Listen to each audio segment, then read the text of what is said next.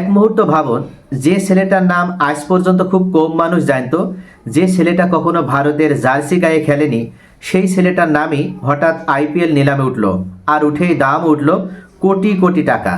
তাও একটা দল নয়, কয়েকটা দলের ভিতরে প্রতিযোগিতা হওয়ার মাধ্যমে শেষ পর্যন্ত কোনো একটা দল তাকে জিতে নিল। আজ আমরা কথা বলবো সেই নামটি নিয়ে, যিনি কার্তিক শর্মা। কে এই কার্তিক শর্মা? কেন তাকে নিয়ে আইপিএলে এমন যুদ্ধ হলো, আর কেন বিশেষ করে চেন্নাই সুপার কিংস তার পেছনে এত বড় বাজি ধরল? ভিডিওটা শেষ পর্যন্ত দেখুন, কারণ গল্পটা শুধু ক্রিকেটের নয়, এটা ভবিষ্যতে সুপারস্টার তৈরির গল্প। কার্তিক শর্মা একজন আনক্যাপড ভারতীয় ক্রিকেটার, মানে এখনও আন্তর্জাতিক ক্রিকেটে তার অভিষেক হয়নি। বয়স মাত্র 19 বছর, তবে বয়স কম হলেও তার ব্যাটে আছে আগুন, মাথায় আছে অদ্ভুত রকমের ম্যাচ সেন্স। তিনি মূলত একজন উইকেট কিপার ব্যাটসম্যান, যেটা আজকের টি-20 ক্রিকেটের সবচেয়ে মূল্যবান কম্বিনেশন। ভারতের ঘরোয়া ক্রিকেটে, বয়সভিত্তিক দল আর বিভিন্ন স্থানীয় টুর্নামেন্টে কার্তিক শর্মা নিজের নামটা ধীরে ধীরে আলোচনায় এনেছেন।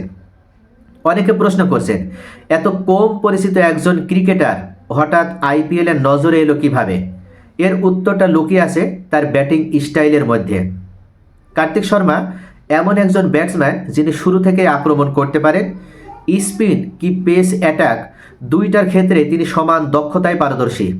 আর সবচেয়ে বড় কথা, তিনি চাপের মধ্যেও ভয় না পেয়ে সাবলীলভাবে নর্মাল খেলাটা তিনি উপহার দিতে পারেন। যে কোনো দলের টিম ম্যানেজমেন্ট যখন একজন তরুণ খেলোয়াড়ের মধ্যে এই গুণগুলো দেখে, তখন তারা বুঝে যায় এই ছেলে প্রজেক্ট প্লেয়ার নয়, এই ছেলে ভবিষ্যতের একজন ম্যাচ উইনার হবে। এবার আসি সেই মুহূর্তে, যে মুহূর্তে পুরো আইপিএল নিলাম ঘর চমকে উঠেছিল। কার্তিক শর্মার নাম যখন নিলামে ডাকা হয়, প্রথমে অনেকেই ভেবেছিল হয়তো বেস্ট প্রাইসেই বিক্রি হবে, কিন্তু কয়েক সেকেন্ডের মধ্যে শুরু হয় বিডিং যুদ্ধ। তার বেস্ট প্রাইস ছিল মাত্র 30 লক্ষ। সেখান থেকে প্রথমে কোটি, কোটি থেকে আরও কোটি, তারপরে আরও, এভাবে তার মূল্য বৃদ্ধি পেতে থাকে। এক দল, তারপর আরেক দল, এভাবে দাম বাড়তে থাকে। লাখ থেকে কোটি, কোটি থেকে আরও কোটি হয়।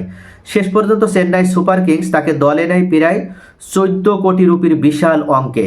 একজন আনক্যাপড মাত্র 19 বছরের খেলোয়াড়ের জন্য এই দাম, এটা শুধু টাকা না, এটা এক ধরনের বিশ্বাস।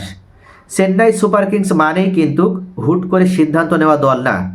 সিএসকে সবসময় এমন খেলোয়াড় খোঁজে যারা শুধু আজকের ম্যাচে না, আগামী 5 থেকে 10 বছরের জন্য ভবিষ্যৎ গড়তে পারে। তাহলে এই চেন্নাই সুপার কিংস কার্তিক শর্মার মধ্যে কি দেখেছে?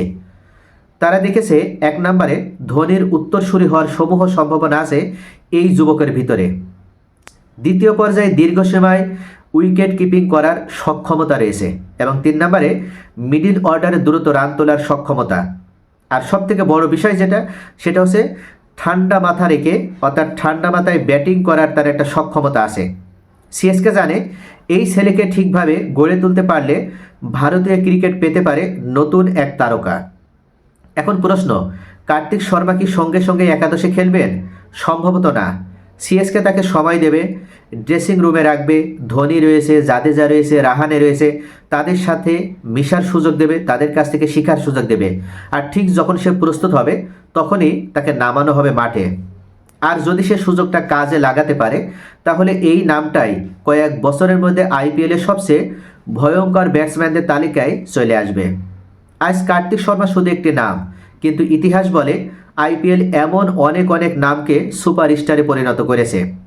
আমরা যদি দেখি, সূর্যকুমার, শুভমান গিল থেকে শুরু করে সঞ্জু স্যামসন, এমনকি হার্দিক পান্ডিয়া, সকলেই কিন্তু এই আইপিএল থেকে উঠে এসেছে।